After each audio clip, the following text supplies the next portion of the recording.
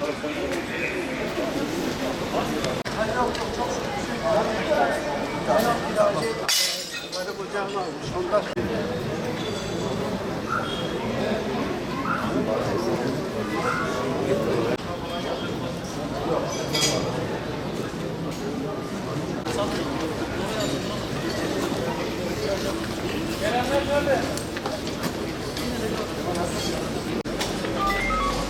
havası mı?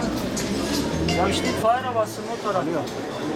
Hele bir gel şu maretleri de getir.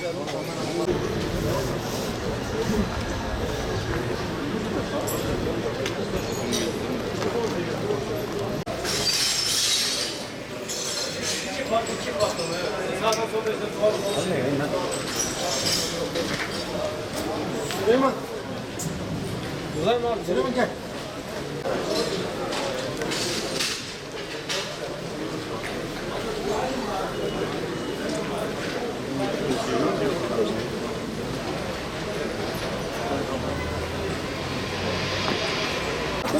Sen nerede? Selam var mı? Muhammed'e gerçek var diye. O zaman hanım parayı yeniden iş yapmış. İsmet çağırıyor.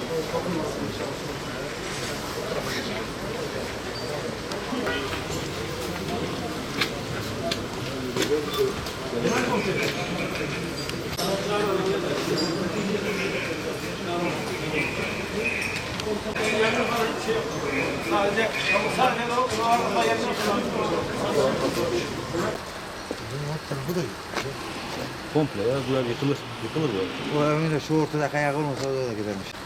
Aşağısı da ileri. Şunu aşağıda. Durmazsın ya.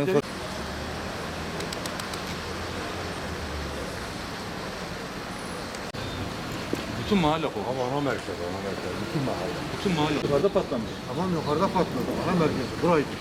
Önce burada patlamış. Biz bir şey bilmiyordum doğalgazcılar. Gelin sizi oraya götürün dedik. Kimse ben dinlemedi.